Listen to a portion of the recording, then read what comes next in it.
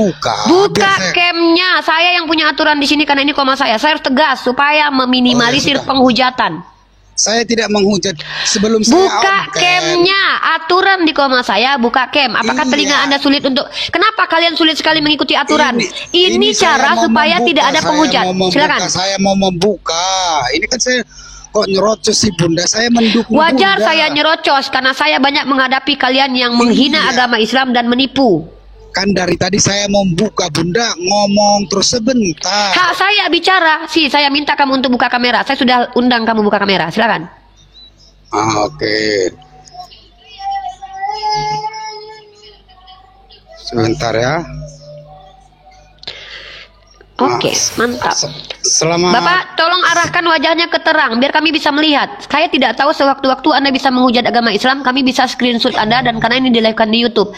Tolong perhatikan wajah. Saya tidak lihat wajah Anda. Kami tidak bisa screenshot Anda. Nama Anda pun bukan nama asli. Akun Anda bisa Anda. Tolong perlihatkan wajah Anda. Wajah Anda, Pak. Kami butuh wajah Anda. Gelap, Pak. Saya mau lihat. No. Arahkan wajah Anda ke cahaya biar kami bisa melihat wajah Anda. Kami ingin melihat wajah Anda. Dokumentasi wajah Anda itu kami butuhkan. Tolong Pak, tolong aturan di room saya diikuti. Jangan takut kalau Anda benar. Enggak, saya enggak takut. Kenapa harus saya takut sama manusia? Kami tidak melihat wajah Anda. Kami ingin wajah Anda itu dipublish supaya kami tahu bahwa Anda bukan penghujat. Kalau Anda ternyata menghujat ketika berada di koma saya, memancing ke emosi umat Islam, setidaknya kami punya wajah Anda. Jadi kami kalau mau melaporkan enak. Kalau Ibu mau saya tidak percaya, Pak. Saya mau Bapak perlihatkan wajah Bapak. Iya, saya tidak percaya. Saya mau Bapak perlihatkan wajah Bapak. Silakan Ibu menghujat. Wajah Bapak. Oke, turun ya. Kalau kalian tidak mampu menunjukkan wajah kalian, nggak usah naik ke sini. Bagaimana mungkin kami bisa melaporkan kalian kalau kalian pakai akun palsu? Kalian menutupi wajah kalian, ya. Saya sudah lelah menghadapi kalian penghujat penista agama. Saya mau kalian membuka wajah kalian sehingga kalian nanti menista, kami pun bisa melaporkan kalian. Jangan beraninya kalian hanya menghujat agama Islam. Ketika kami mengkomparasi, kalian justru playing victim.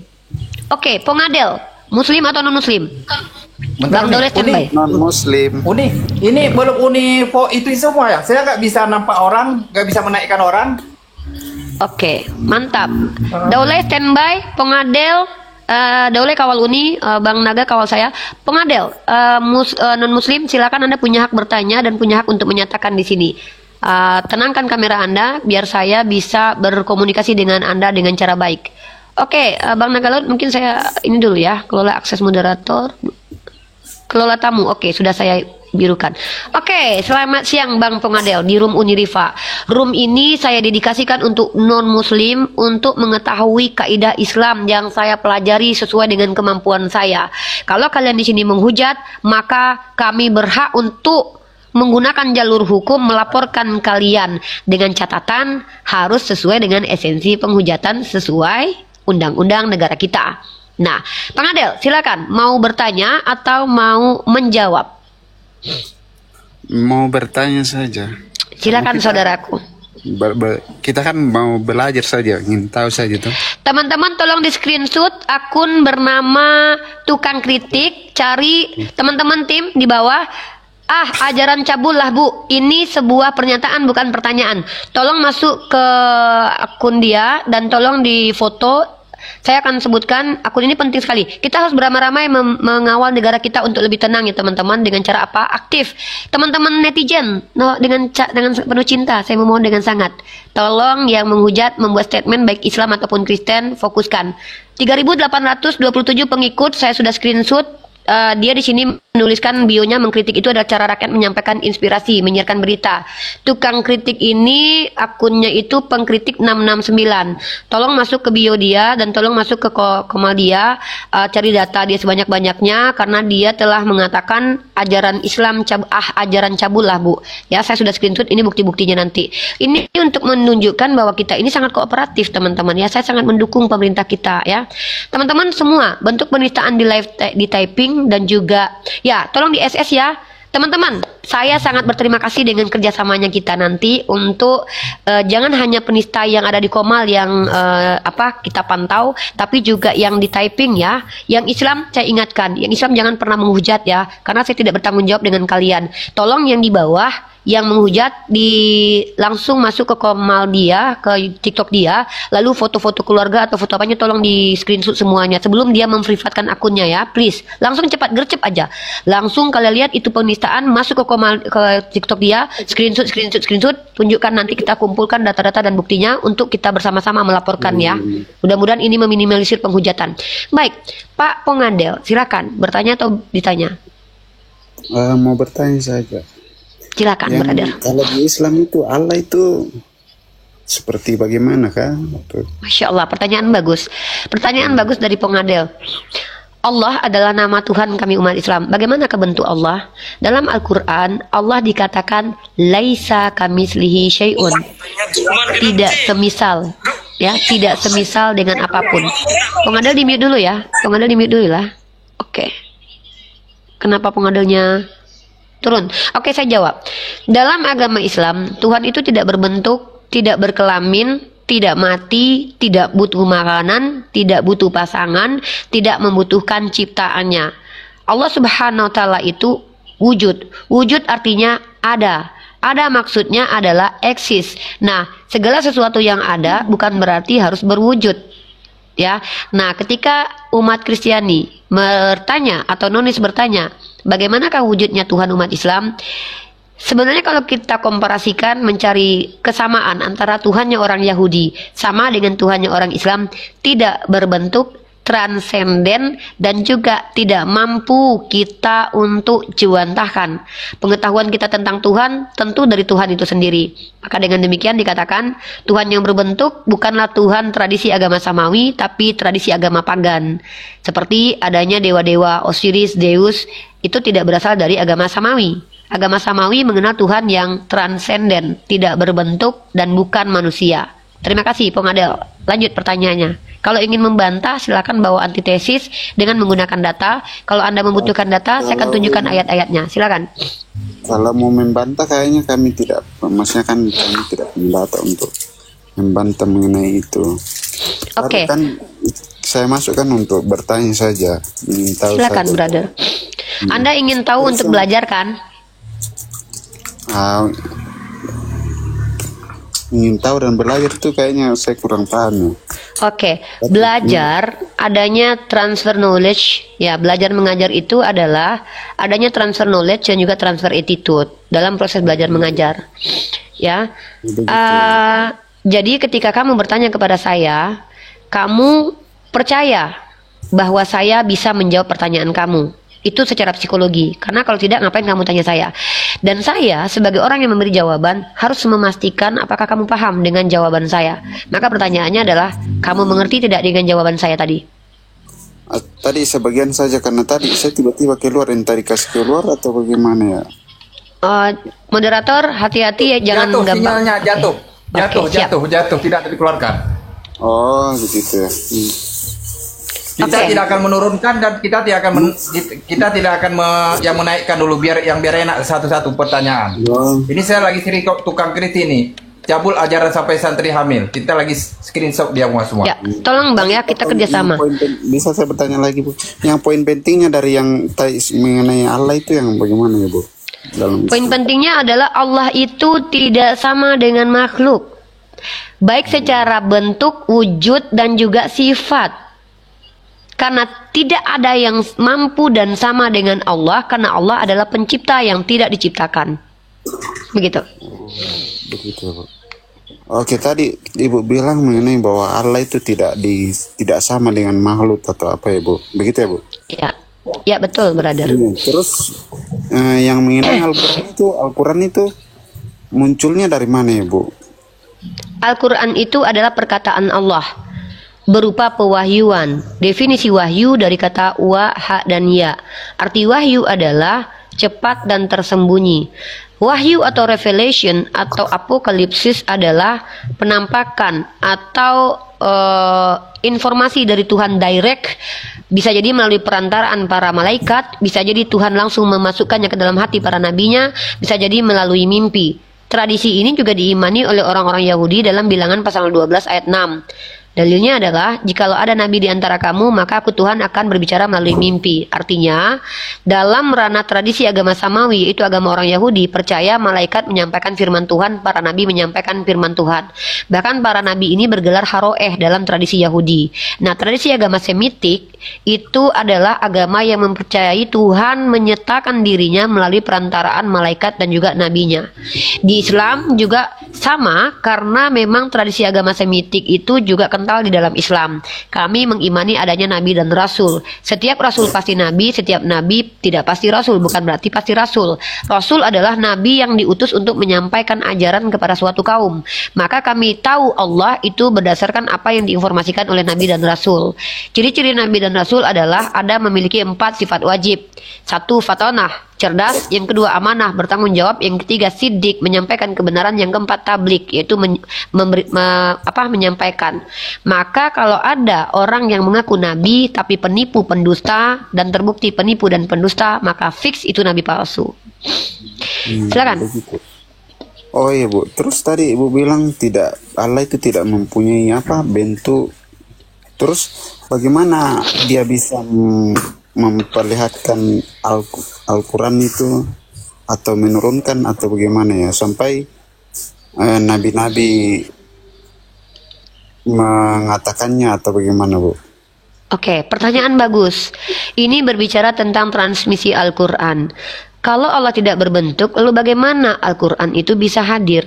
Al-Quran itu adalah perkataan Allah yang diulangi malaikat Jibril, yang disampaikan kepada Nabi, didengarkan Nabi saya, diulangi oleh Nabi saya. Jadi bukan Tuhan saya harus menyamar jadi manusia, turun lalu mengajarkan Al-Quran. Tidak, karena Tuhan saya berkuasa mengutus makhluknya lain untuk mengajarkan manusia, yaitu malaikat Jibril. Malaikat Jibril diutus berbicara kepada Nabi Muhammad tanpa mengurangi, tanpa menambahkan. Malaikat Jibril tidak menambahkan 1 ayat pun. Buktinya mana? Ketika surah Al-Alaq turun di Gua Hiro ketika Nabi kami bertahanut, maka malaikat berkata, Iqra bismi rabbikal ladzi khalaq. Malaikat tidak menambahkan penjelasan. Seandainya malaikat menambahkan penjelasan dari dirinya sendiri, maka tentu bercampurlah Al-Quran yang adalah perkataan Allah dengan perkataan malaikat. Malaikat hanya mengulangi perkataan Allah. Apa itu? 3 kali malaikat berkata, Iqra bismi rabbikal ladzi khalaq. Iqra bismi rabbikal ladzi khalaq.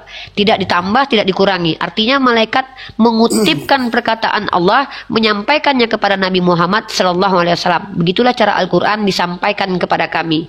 Bukan dengan hasil analisa dicari tahu oleh orang-orang yang mengaku ahli, karena sistem seperti ini sama seperti karya ilmiah karangan manusia yang bisa terjadi kesalahan. Sementara Al-Quran adalah wahyu yang diturunkan melalui perantara makhluk-makhluk Allah dari kalangan malaikat dan manusia yang disebut sebagai Rasul Allah. Silakan. Oh, terus tadi bilang bahwa itu Al-Quran itu turun dari penyampaian dari, maksudnya disampaikan oleh malaikat ke Jibril, malaikat Jibril ke Muhammad, dari Muhammad ke para sahabat. Berarti ini bukan para sahabat. Berarti dalam bentuk suara saja ya, maksudnya dalam bentuk voice saja, tidak dalam bentuk tulisan atau bagaimana sampai muncul namanya ini Al-Quran. Seperti itu. Ya, jadi perkataan Allah itu brother, segala sesuatu tentang Allah kita tidak mampu untuk memahaminya kalau bukan Allah yang menjelaskannya. Kalam Allah itu tidak bersuara, tidak berbentuk, tidak berbau, dan tidak bisa dijewantahkan. Itu ada pada malaikat Jibril sesuai dengan kehendak Allah. Lalu malaikat Jibril melafazkannya. Ketika malaikat Jibril melafazkannya, indranya Nabi Muhammad mendengar. Maka Nabi Muhammad mendengarkan suara malaikat Jibril. Ketika Nabi Muhammad mendengar lalu mengulanginya, maka keluar berupa suara.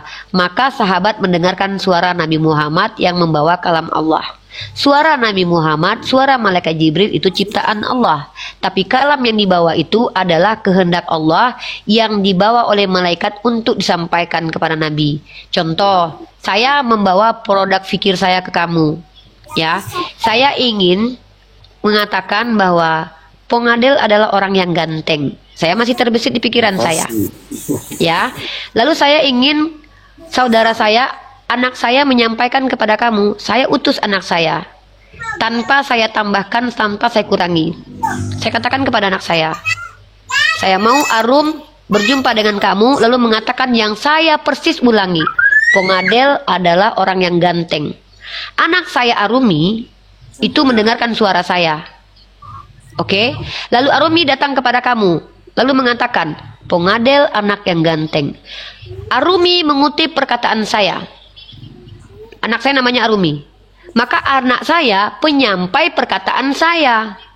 Malaikat juga seperti itu. Malaikat membawa kehendak Allah, yang mana kami tidak tahu apakah malaikat mendengar suara Allah, apakah malaikat mendapatkan titah seperti apa. Itu yang kami belum sampai, karena itu adalah hal yang gaib, yang transenden. Maka kemudian malaikat dengan pengetahuannya menyampaikan perkataan Allah kepada Nabi saya tanpa dikurangi, tanpa ditambahkan. Maka kemudian Nabi saya mengulangi perkataan malaikat. Lalu diajarkan kepada sahabat. Setelah diajarkan kepada sahabat, baru sahabat mengajarkan kepada tabi'in. Begitulah cara berfikirnya umat Islam tentang Al-Quran sesuai dengan pengajarannya. Data-datanya mana? Data-datanya lengkap berdasarkan riwayat dan juga Al-Quran itu sendiri. Silakan Pongadel. Oh, berarti maksudnya kan tadi saya bilang, tadi ibu bilang bahwa ini kan melalui suara saja dari Allah ke Jibril, dari Jibril ke Muhammad, dari Muhammad ke Rasul. Sahabat. Berarti sahabat. No. Bukan Rasul, sahabat. Sahabat. Iya. Sahabat Nabi ya begitu. Yes. Terus bagaimana ini bisa berbentuk Al-Quran atau berbentuk buku atau gimana? Mantap. Setelah Nabi saya menghafalkan Al-Quran, Nabi saya mengingatnya di dalam benaknya, dan itu bukan hal yang sulit, karena saya sendiri juga penghafal Al-Quran. Maka kemudian dikuatkanlah hafalan itu dengan ditulis oleh para sahabat. Makanya ada yang disebut dengan suhuf Ubay, suhuf Ibnu Mas'ud, suhufnya Ali. Para sahabat yang mendapatkan Al-Quran, mereka juga menuliskan di suhuf atau lembaran-lembaran. Ada riko, ada tulang, ada tempat-tempat yang digunakan untuk menulis. Lalu kemudian setelah Nabi saya wafat, baru di zaman setelahnya ada khalifah, dikumpulkanlah semua hafalan, dikumpulkan semua catatan, divalidasi. Siapa validatornya? Para penghafal Al-Quran yang adalah sahabat Rasulullah. Siapa verifikatornya? Para penghafal Al-Quran yang adalah sahabat Rasulullah. Siapa salah satu penulis Al-Quran di zaman Rasulullah? Zaid bin Sabit. Tugasnya menuliskan wahyu. Dia juga yang menjadi verifikatornya, karena dia yang menjadi ketua panitia untuk mengumpulkan Al-Quran.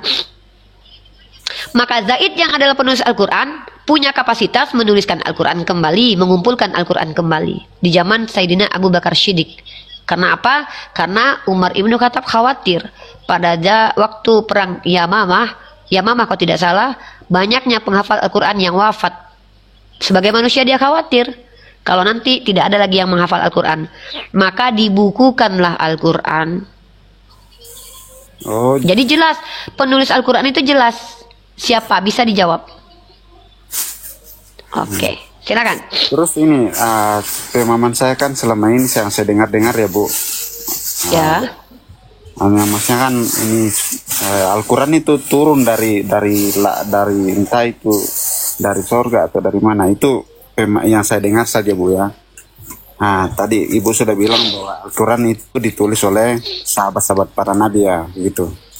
Jadi pemahaman saya yang selama ini ternyata kalau Al-Quran itu bukan turun dari langit atau kayak ada saya dengar dari apa kemarin. Bukunya itu ya, bukunya itu iya, kamu pikir turun dari langit. fisik, ya. Itu Itu salah adindaku, itu salah. Oh, Al-Quran itu turun dari langit bukan berbentuk buku, tetapi berbentuk lafaz. Karena Al-Quran itu diturunkan selama 23 tahun. Maksudnya begini adinda. Waktu Nabi saya berada di Mekah, baru 5 surah yang diturunkan. Iqra bismi rabbikal ladzi khalaq. Lanjut ayat itu pada waktu itu. Lalu kemudian Nabi saya balik ke rumahnya, kemudian kemudian muncul lagi wahyu. Surah Al-Mudatsir, wahai orang yang berselimut. Disuruh untuk menyebarkan, menyampaikan. Lalu sepanjang kehidupan Nabi saya, Al-Quran itu berangsur-angsur malaikat Jibril mendatangi Nabi Muhammad sepanjang menjadi Rasul. Di setiap tahun bulan Ramadan, malaikat Jibril mempertanyakan hafalan Nabi Muhammad. Nabi Muhammad mensetor hafalan kepada malaikat Jibril. Paham nggak? Jadi bukan berbentuk buku. Berbentuk buku itu pertama sekali di zaman Abu Bakar. Setelah semua penghafal sudah ada. Ingat ya, penghafal sudah banyak. Lalu dibukukan. Maka hafalan dicocokkan dengan buku. Saking validnya ya. Nah, jadi transmisi Al-Quran dari Nabi sampai kepada kami ini boleh dimasukkan ke dalam kategori ilmiah. Karena jelas bisa menjawab pertanyaan siapa, mengapa, di mana, bagaimana. Ya, maksudnya ketika ditanya siapa penulisnya, kami bisa jawab. Tahun berapa ditulis? Kami bisa jawab. Ada 3 periode. Kemudian ketika ditanya, bagaimana kronologis penulisannya? Kami bisa jawab. Bagaimana ilmu yang mencakup pada waktu itu? Kami bisa jawab. Mohon maaf, ini tidak terdapat dalam kitab kalian. Mohon maaf sama sekali, ini adalah kejujuran dari saya. Tapi tidak apa-apa, itu urusan Anda untuk belajar. Silakan, kalau Anda ingin tahu pembuktiannya, saya akan buktikan. Ini hanya terdapat di Al-Quran. Jadi masa itu tahun berapa ya Bu dibukukan di apa itu di? Oke, tahun dibukukannya secara detail itu tidak tertulis tanggal bulan, tapi ketika fase Abu Bakar Siddiq menjabat menjadi khalifah itu tidak jauh dari wafatnya Nabi Muhammad SAW. Karena Abu Bakar Siddiq hanya menjadi khalifah 2 tahun. Tapi para ulama memberikan beberapa pendapat. Karena pada waktu perang Yamamah kami bisa menentukan kapan terjadi perang Yamamah karena kami memiliki literasi berdasarkan riwayat. Saya sendiri memiliki buku di sini yang dikaryakan oleh Martin Link tentang riwayat Nabi Muhammad. Ini bisa menjadi referensi terkait tentang apa saja yang sudah dialami baginda. Detail dan kami punya kami punya sejarahnya. Menurut catatan dari sejarawan Islam Ibnu Ishaq dan Ibnu Hisham. Kira-kira tahun berapa itu Bu? Oke, saya kasih kamu datanya.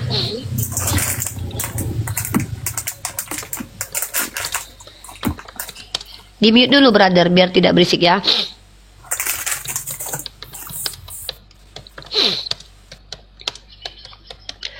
Oke, lanjut ke pertanyaan selanjutnya. Saya sambil memberikan data kepada kamu dan tolong pertanyaannya kalau bisa relate karena ini biar tidak lari-lari ya. Berarti kita membahas tentang kitab suci pada saat sekarang ini.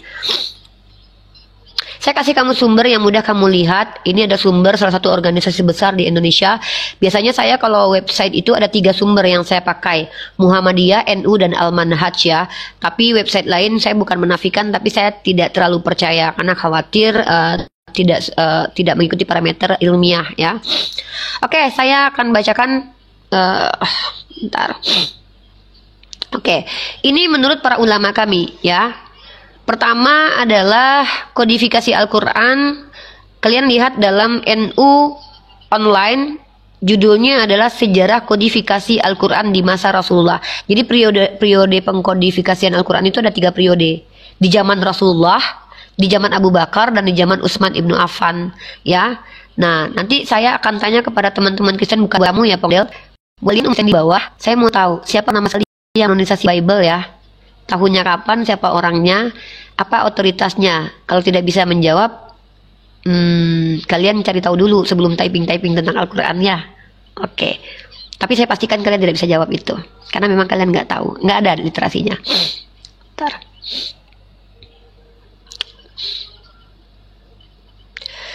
Oke teman-teman, saya akan tunjukkan beberapa literatur di sini.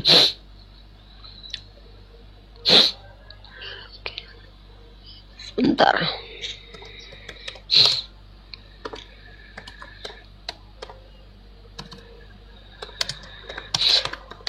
Saya pakai kalender Hijriah ya, brother. Karena saya menggunakan jadi gini, Rasulullah SAW itu kalau dalam kalender Hijriahnya itu pada tanggal 12 Rabiul Awal 11 Hijriah, 11 tahun setelah Hijriah. Kalau Masehinya itu sekitar 632 Masehi. Maka Al-Quran ditulis antara 632 sampai 34 di zaman Abu Bakar. Abu Bakar itu menjabat hanya 2 tahun. Lalu 10 tahun kemudian Umar menjabat menjadi khalifah. Tidak lama kemudian dibukukan lagi Al-Quran. Berarti penulisan Al-Quran itu sekitar tahun 633 sampai 640. Jadi masih di abad yang sama ketika Rasulullah SAW itu wafat. Gitu, tidak sampai 60 tahun, ratusan tahun. Ya, gitu. Silakan. Oh, begitu ya, Bu. Yes. Berarti tadi Ibu bilang Al-Quran ditulis sekitar 632 ya sampai Yes.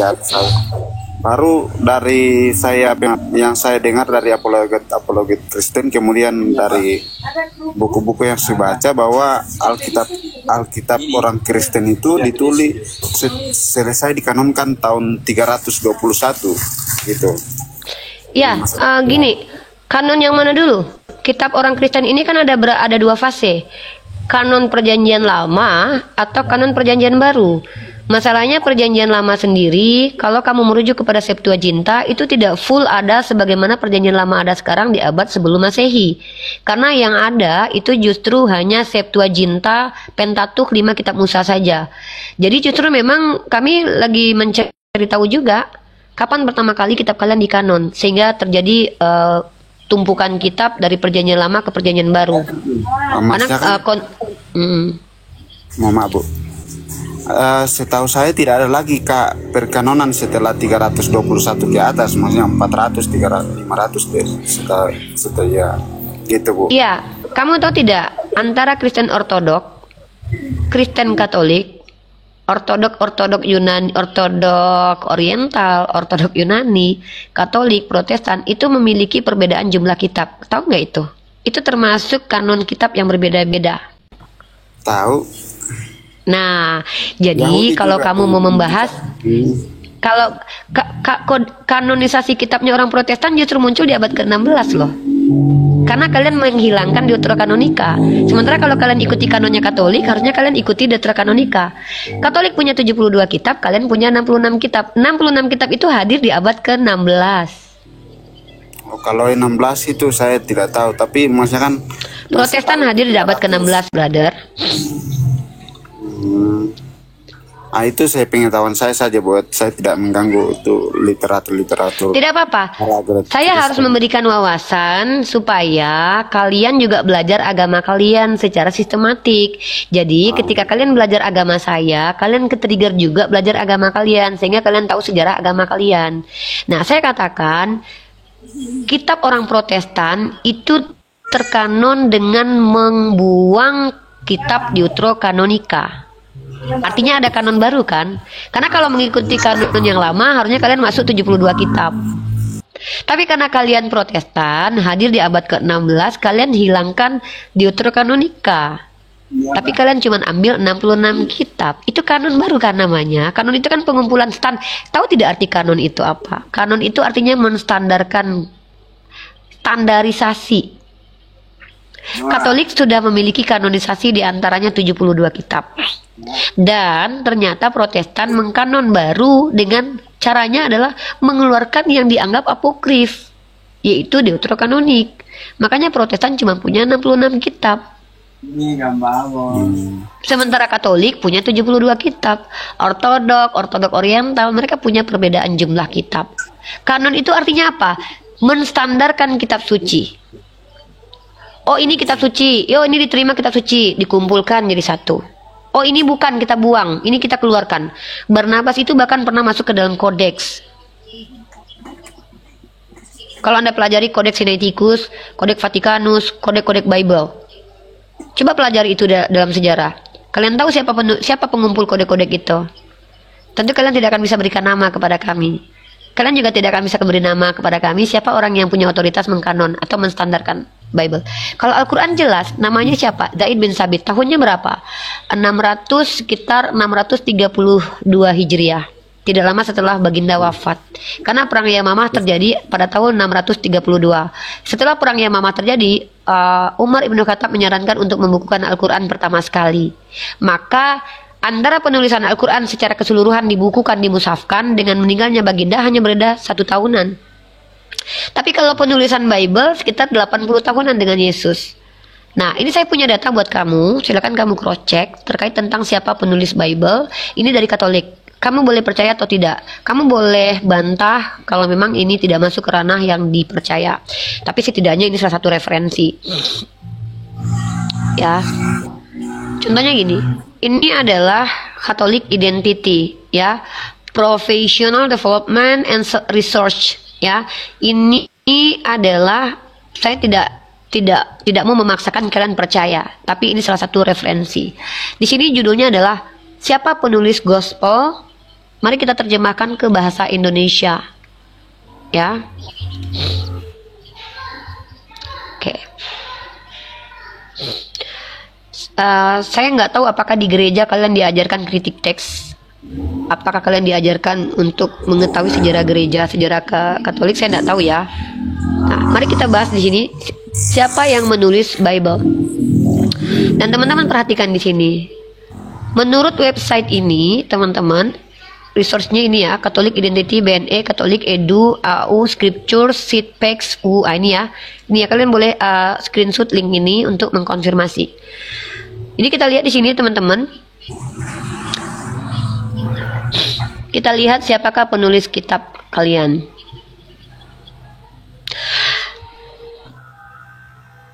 Penulis Injil yang diberi nama Markus tidak diketahui. Penulis Injil dipengaruhi oleh kisah-kisah kebijaksanaan dan kepemimpinan Petrus hingga dia mati syahid antara tahun 68 sampai 67 Masehi. Bukti internal menunjukkan bahwa Injil Markus kemungkinan, ya, ini bersifat apa? Kemungkinan ditulis antara tahun 65 sampai 70 Masehi.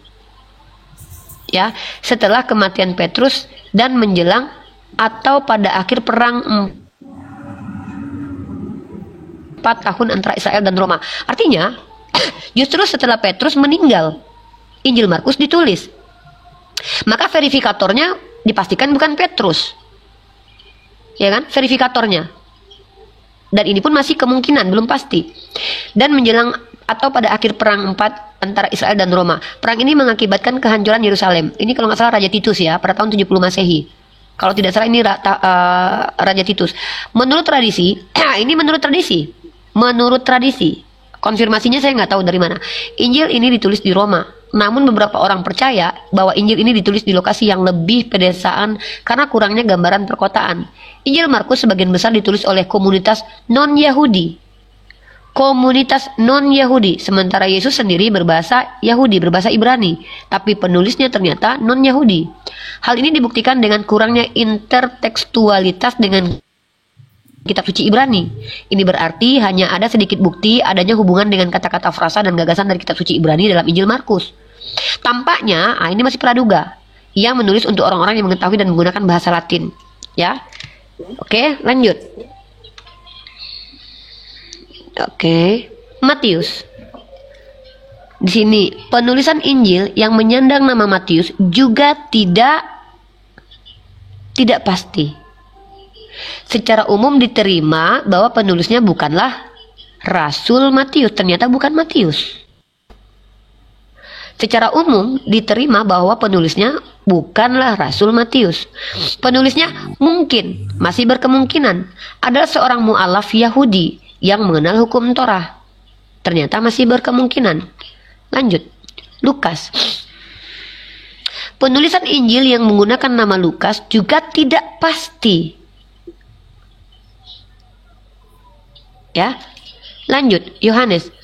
Kepengarangan Injil yang menyandang nama Yohanes masih menjadi misteri.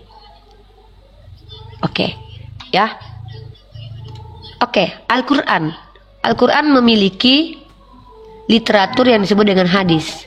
Hadis ini jelas siapa yang bicara, jelas dari mana informasinya.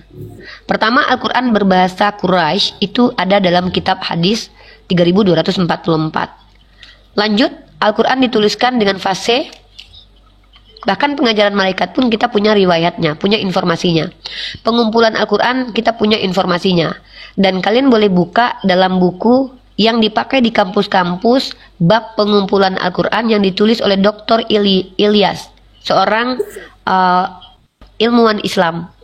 Al-Quran dihafal, kita punya datanya. Ini literasi Islam. Ya, kalau kita adu dengan sejarah pun kita bisa katakan lebih kuat hadis daripada sejarah, karena hadis memiliki ilmu yang mana ilmiah, bisa menjawab beberapa pertanyaan. Nah, jadi bahkan Rasulullah sendiri adalah penyusun Al-Quran. Jadi Al-Quran dengan Rasulullah itu identik. Tapi kalau Bible jauh sekali dengan Yesus. Al-Quran telah ditulis dan dihafal Rasulullah SAW. Nah, telah bercerita kepadaku Muhammad bin Bashishar, telah bercerita kepada kami Yahya, telah bercerita kepada kami Syu'bah dari Qatadah dari Anas radhiyallahu anhu pada zaman Nabi Muhammad, Al-Quran dihimpun, ditulis dan dihafal oleh 4 orang yang semuanya dari kalangan Ansor. Mereka namanya pun kami tahu siapa. Ini tidak ada kemungkinan ya. Tapi di sini jelaskan ini Ubay, Mu'az bin Jabal, Abu Zaid bin Sabit. Jadi nama orangnya jelas. Bahkan kami tahu siapa mereka. Nah, ini adalah kaidah keilmuan dalam ranah transmisi Al-Quran, brotherku. Silakan pertanyaan selanjutnya. Berarti tadi apa namanya yang mengenai penulis yang pertama itu kan Matius toh? Ya. Yang ibu bahas tadi, Matius itu meninggal apapun 60 tahun 67 ya di situ. Iya, katanya begitu. Katanya begitu. Konon katanya dugaan Mas begitu. Baru kan itu kalau dalam Alkitab kami itu Matius itu adalah murid Tuhan sendiri. Sedangkan pada tahun itu waktu masih dijabat-jabat, masih apa masa-masa itu kalau tidak salah itu umur orang itu panjang sekali Bu. Jadi masnya kan mengenai kalau ada yang masalah dengan tulisan Matius masih banyak kan protes bilang itu salah atau itu bukan. Ya, kan siapa bilang kalau itu tulisan Matius, brother? Dari buku yang saya baca gitu. Buku apa, brother? Kalau saya tadi membacakan buku yang ditulis oleh seorang profesor bernama Profesor Yunahar Ilyas. Ya, silakan di-cross-check siapa beliau. Buku tersebut nih, ini Kuliah Ulumul Quran, penulisnya Profesor Dr. H. Yunahar Ilyas LC.MA. Beliau seorang scholar. Artinya beliau berbasic keilmuan. Nah, seandainya Anda membaca buku, Anda tahu bahwa di buku tersebut dikatakan penulis Bible adalah Matius. Saya bingung, itu siapa yang kasih tahu? Maksudnya kan itu yang kami pelajari, itu kan di pemahaman ibu toh? Itu keimanan, beda, brother. Keyakinan, dipercaya dengan diketahui itu berbeda. Saya mengetahui Anda laki-laki karena dari suara, perawakan, dari nama, dari ciri-ciri fisik. Tapi saya mengimani Anda laki-laki itu berbeda. Saya nggak perlu lihat Anda, tapi saya percaya Anda laki-laki. Pada suara bisa dirubah-rubah kayak Lucinta Luna. Ya kan? Artinya apa? Mengetahui dengan meyakini itu berbeda. Saya berbicara dari sisi pengetahuan. Saya mengetahui dari siapa? Dari Profesor Dr. Yunahar Ilyas. Kamu mengimani. Iman ini ranah intern yang sulit untuk didiskusikan. Karena walaupun iman ini berdasarkan hasil indrawi atau bukan? Ibu bertanya atau bagaimana? Iya, kita bicara metode. Kalau iman ya, maksudnya ya kepercayaan begitu. Nah, tidak berdasarkan indrawi kan? Kamu nggak pernah lihat Tuhanmu, tapi kamu percaya dia ada kan? Iya. Nah, artinya kamu tidak perlu lihat Tuhan kamu, tapi kamu percaya. Maka kalau bicara iman, saya tidak mau diskusikan. Yang saya mau diskusikan adalah ilmu pengetahuan. Pengetahuan kamu terkait tentang Yesus, tentang kitab kamu.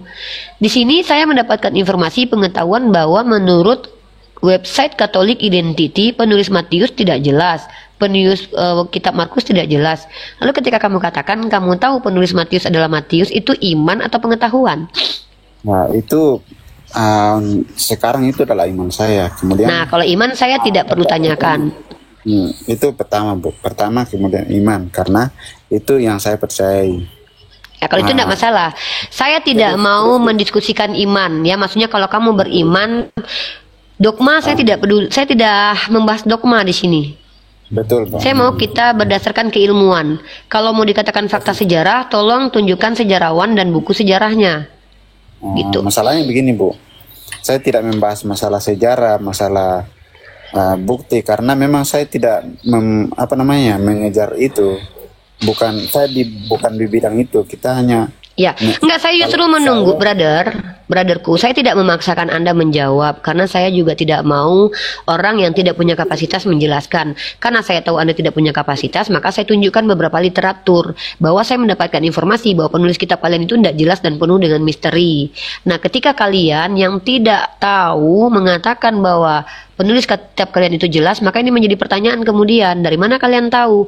Oh, kalau itu iman nggak usah dibahas, itu ranah dogma, itu urusan kalian. Saya tidak peduli dengan iman kalian. Kalian percaya bahwa Sai Baba adalah Tuhan juga saya tidak peduli gitu. Tapi yang saya pedulikan di sini adalah ranah keilmuan. Kita berbicara dari sisi pengetahuan. Apa yang kamu ketahui tentang kitab kamu? Dari mana kamu mengetahui? Karena kalau kita tahu, kita harus ada sumbernya. Oh, saya tahu dari website ini, saya tahu dari jurnal ini. Nah, itu namanya pengetahuan. Pengetahuan dengan ilmu pun berbeda loh, nggak sama loh. Saya mengetahui belum tentu saya memiliki keilmuan. Ilmu itu sudah muncul hasil dari kognitif manusia yang hasil dari pengetahuan berupa ilmu. Nah, saya baru mengetahui, saya mengetahui bahwa Bible itu tidak jelas siapa penulisnya. Dari mana? Dari orang Kristen sendiri. Di mana websitenya? Katolik Identity. Demikian. betul. Apa namanya? Boleh saya bertanya yang terakhir, Bu? Boleh, 1001 pertanyaan. Saya tidak harus mempertanyakan balik kepada kamu, tapi saya memberi pengetahuan ini supaya kamu semakin ke-trigger belajar Bible ya. Oh iya, Bu. Kalau dari sisi pandangan Ibu, menurut Ibu, Kristen itu seperti apa, Bu? Kristen ini menurut pandangan saya, setelah saya berdiskusi banyak dengan pihak Kristen sendiri, orang Kristen sendiri adalah orang yang mengklaim dirinya mengikuti Yesus, tapi rata-rata ajaran yang kalian buat, kalian ikuti tidak mengikuti Yesus. Contoh, Yesus tidak mengajarkan Tritunggal, tapi kalian berkonsep Tritunggal. Yesus mengajarkan Tuhan itu hanya satu, yaitu Allah Bapa, tapi kalian menuhankan Yesus. Yesus tidak meniadakan hukum Taurat, kalian membatalkan hukum Taurat mengikuti Paulus di Efesus pasal 2:15. Maka menurut saya pribadi, setelah banyak berdiskusi dengan umat Kristen, orang Kristen hanyalah orang yang mengklaim mengikuti Yesus, tapi pada dasarnya hanyalah penyembah Yesus. Itu yang menurut saya. Silakan direkam ya. Ini adalah standing ya, poin.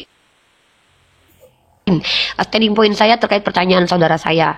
Penilaian saya terhadap orang Kristen selama berdiskusi dengan umat Kristen, selama ini saya bisa membuktikan bahwa orang-orang Kristen hanyalah orang-orang yang mengklaim mengikuti Yesus, tapi justru lebih banyak tidak mengikuti Yesus. Buktinya salah satunya adalah konsep ketuhanan. Yesus tidak pernah mengajarkan Tritunggal. Yesus tidak pernah mengajarkan menyembah Roh Kudus. Yesus tidak pernah memerintahkan menyembah Dia. Tapi orang Kristen melakukan hal yang tidak diperintahkan Yesus. Bahkan di satu ayat kata Yesus, tidak semua yang memanggil aku Tuhan, Tuhan masuk ke dalam kerajaan surga, melainkan dia yang masuk surga adalah yang mengikuti perintah Bapa. Perintah Bapa yang adalah hukum Taurat, kalian sudah batalkan. Bahkan dikatakan terkutuk, sehingga Yesus menebus kutuk hukum Taurat dengan jalan menjadi kutuk di tiang salib, Galatia pasal 3 ayat 13. Maka dengan demikian kalian adalah pengikut Paulus, karena kalian tidak menjalankan hukum Taurat. Karena hukum Taurat itu bukan hanya 10 perintah, bukan hanya 10 atau 10 commandment saja, melainkan 600 lebih mitzvot yang terkandung dalam kitab Torah, yang tidak diikuti lagi oleh umat Kristen, tapi masih diikuti oleh orang Yahudi. Bahkan teman-teman Kristen berani-beraninya mengklaim bahwa kalian adalah anak Allah, anak Tuhan, tetapi pemahaman anak Allah kalian tidak sama dengan pemahaman orang Yahudi terkait apa yang disebut dengan anak Allah dalam kitabnya orang Yahudi. Dan satu lagi, apa banyak hal yang tidak diajarkan oleh Yesus tapi kalian lakukan, seperti bergereja, ya. Kemudian mengikuti konsepsi tentang Tritunggal yang dibawa oleh pertama sekali Tertullianus, seorang penyembah pagan, mantan penyembah pagan awalnya. Dan Tertullianus menggagas tentang Tritunggal ini, kemudian dikonsepkan secara final di abad ke-5 dengan Credo Athanasius, walaupun bukan Athanasius yang mencatatnya, karena Athanasius sendiri meninggal di abad ke-3. Maka konsep keimanan kalian itu bersandar kepada orang-orang yang bahkan sebenarnya tidak pernah bertemu dengan Yesus. Nah, bahkan Paulus sendiri tidak pernah mengajarkan Tritunggal. Dalam 1 Korintus pasal ke-8 nomor 6 contohnya, Paulus mengajarkan bahwa satu-satunya Allah adalah Bapa, satu-satunya Kurios atau Lord adalah Yesus. Kurios atau Lord itu bisa digunakan untuk manusia yang memiliki kuasa. Bahkan pemilik keledai yang diambil oleh Yesus itu juga dipanggil dengan Kurios. Yesus adalah Kurios, Bapa adalah Theos. Tapi kalian menteoskan Yesus dengan konsep Trinitas yang muncul di abad ke-3, yaitu homoousios antara Yesus dengan Bapa. Yesus mengatakan, Bapa lebih besar daripada aku. Kalian mengatakan Yesus setara dengan Bapa. Ajaran kalian dengan Yesus berkontradiksi. Yesus mengatakan, aku tidak dapat berbuat apa-apa dari diriku sendiri.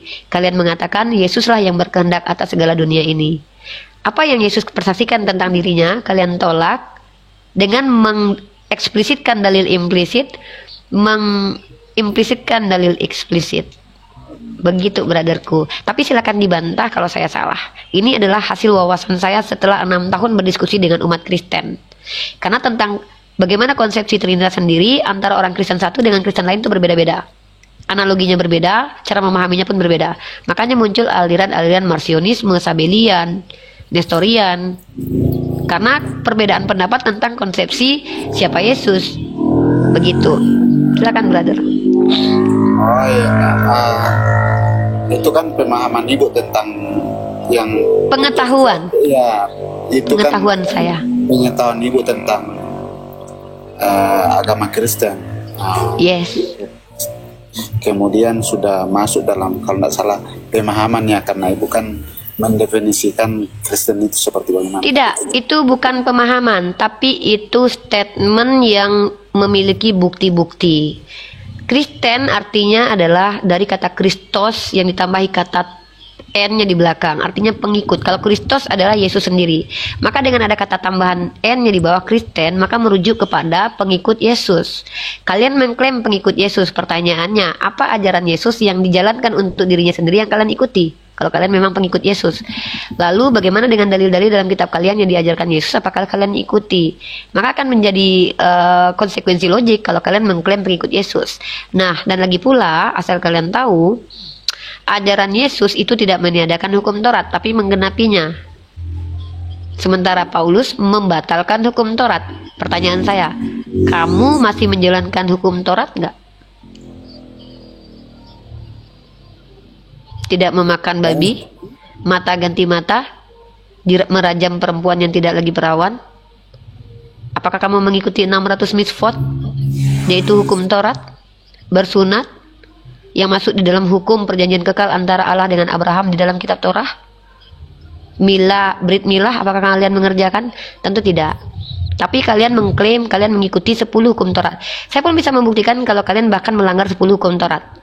Oke, ini bukti ya kalau kalian melanggar 10 hukum Taurat. Saya akan bukakan 10 hukum Taurat. Jangankan 600 mitzvot, yang 10 hukum Taurat saja mayoritas kalian itu melanggar. Mayoritas kalian ya, saya tidak bilang semua ya.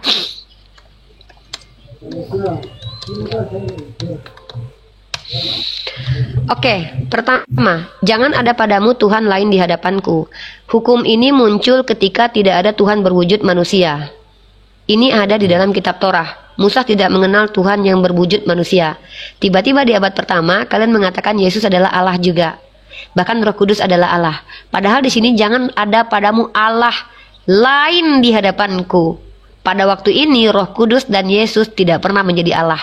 Di abad pertama, di abad kedua, di abad ketiga sampai saat ini, ternyata kemudian ada Allah lain selain Yahweh atau selain Yod-Heh-Vav-Veh, Yesus dan juga Roh Kudus. Karena memang Yesus dilahirkan di abad pertama. Jangan membuat patung untuk disembah. Pertanyaan saya, antara umat Islam dengan Kristen, siapa yang paling banyak membuat patung? Tentu mayoritas kalian. Jangan menyebut nama Tuhan dengan sembarangan. Ketika orang Yahudi bahkan tidak mampu menyebut nama Tuhannya sembarangan, coba mohon maaf dengan sangat. Bahkan nama Yesus adalah nama seperti nama Bambang. Di Spanyol orang-orang bebas bernama Yesus. Kuduskanlah hari Sabat. Apakah kalian masih mempraktekkan menguduskan hari Sabat? Hari Sabat itu hari Sabtu, bukan hari Minggu. Hormatilah orang tuamu. Ini kita tidak bisa nilai, karena ini perilaku kalian. Jangan membunuh. Kalian dilarang membunuh, tapi keselamatan kalian datang dari kematian Yesus yang dibunuh oleh Hansip Romawi. Padahal hukum Tauratnya jangan membunuh, kata Tuhan.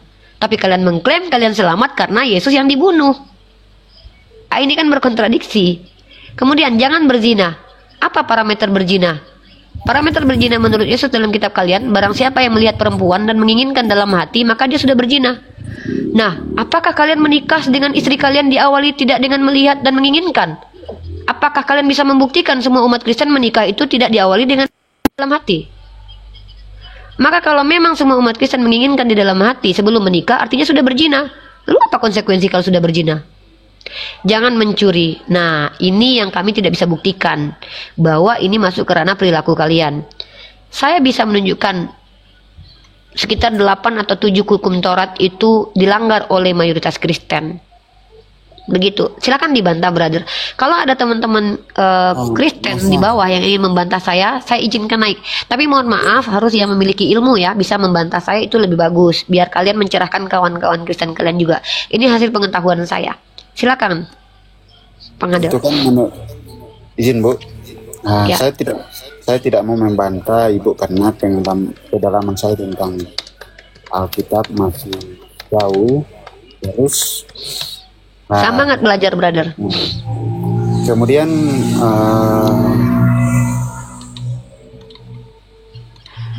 mengenai yang Ibu bilang tadi itu, saya rasa menurut yang saya pahami konsep tentang Kristen itu bukan seperti itu, Bu.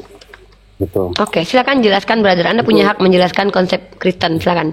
Kalau itu mengenai apanya yang saya pahami ya, Bu. Saya mungkin tidak bisa karena nggak apa-apa. Lebih tahu tentang itu. Mungkin saja nanti saya salah ucap, keluar lagi yang statement untuk menjebak begitu, saya takut. Itu bukan menjebak, brother, itu realitas. Makanya saya pakai data. Walaupun seperti itu, Bu. Terima kasih sebelumnya. Tapi seperti itu sudah. Ya, lanjut. Ada yang mau disampaikan lagi?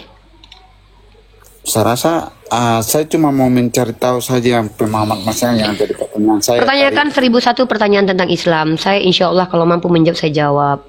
Tapi ketika kamu membuat statement tentang agama kamu, saya bisa membuktikan bahwa saya lebih mempelajari Kristen daripada kamu. Buktinya tadi saya menjelaskan tentang sejarah. Bahkan saya mengetahui sejarah kekristenan. Ingat, kamu tahu tidak peristiwa skisma, Great Schisma ketika pecahnya Katolik dengan Ortodok tahun 1054 kalau tidak salah. Kalau saya salah sebut tahun silakan di cross check lagi.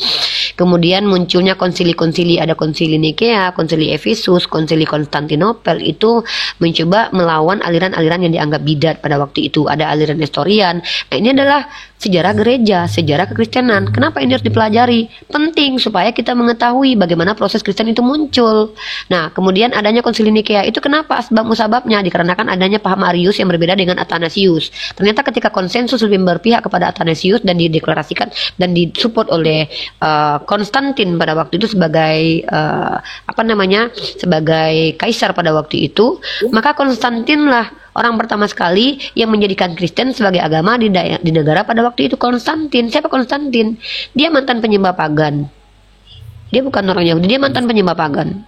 Gitu. Jadi sejarah kekristenan sendiri saya bisa jelaskan tanpa melihat data. Tapi kalau kalian butuh datanya, saya juga bisa tunjukkan. Karena itu adalah ilmu. Itu adalah ilmu umum yang diketahui bukan hanya orang Islam. Seharusnya orang Kristen tahu itu gitu. Ya apa-apa, Bu. Masih kan itu pedalaman Ibu yang Ibu pelajari selama ini. Iya, saya belajar. Saya juga belajar selama ini, tapi mungkin ada ya ingat saya tidak terlalu kuat, tapi itu sudah kemampuan saya untuk menalar tentang agama. Ya, bisa jadi ketika kamu naik ke koma saya ini, kamu ke-trigger untuk lebih belajar tentang Kristen, sehingga kamu memiliki wawasan yang luas terkait agama kamu sendiri. Kenapa saya lebih men-trigger kalian untuk belajar tentang Kristen?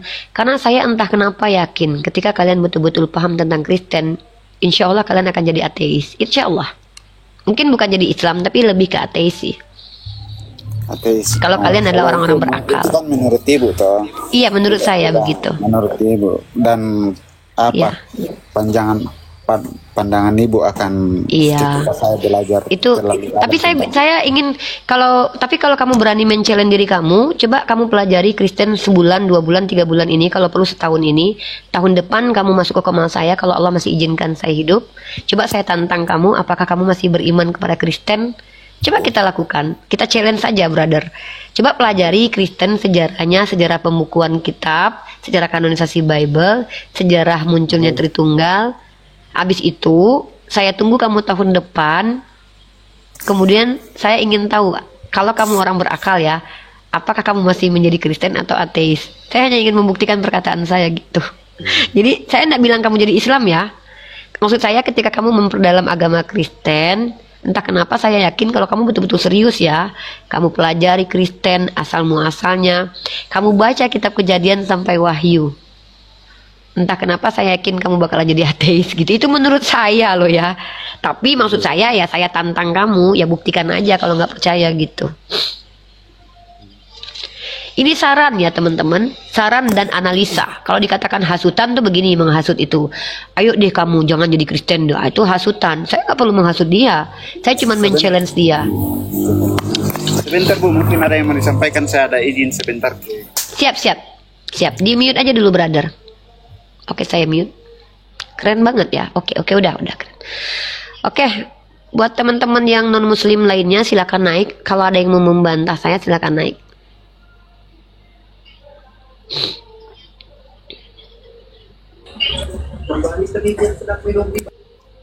Yang naik non muslim ya, kecuali para pendamping saya adalah para guru-guru saya. Assalamualaikum warahmatullahi wabarakatuh nih. Waalaikumsalam warahmatullahi wabarakatuh. Silakan. Bang Ahmad. Uni, aku ini mau ngopi Uni, cuman gulanya habis Uni. Lihat Uni dulu biar manis kopi aku. Ya Bang Ahmad. Ada lagi yang mau disampaikan Bang Ahmad? Itu aja Uni. Pengen naik, pengen lihat Uni aja. Oke. Kopinya enggak ada gula. Baik ya, izin saya turunkan ya. Makasih banyak. Waalaikumsalam warahmatullahi wabarakatuh. Assalamualaikum Pak dosen. Waalaikumsalam. Lanjut tuh nih, lagi di kampus nih. Ya, jadi kita membahas menjawab pertanyaan-pertanyaan saudara kita dan mengarahkan saudara kita untuk belajar lebih tentang Kristen ya.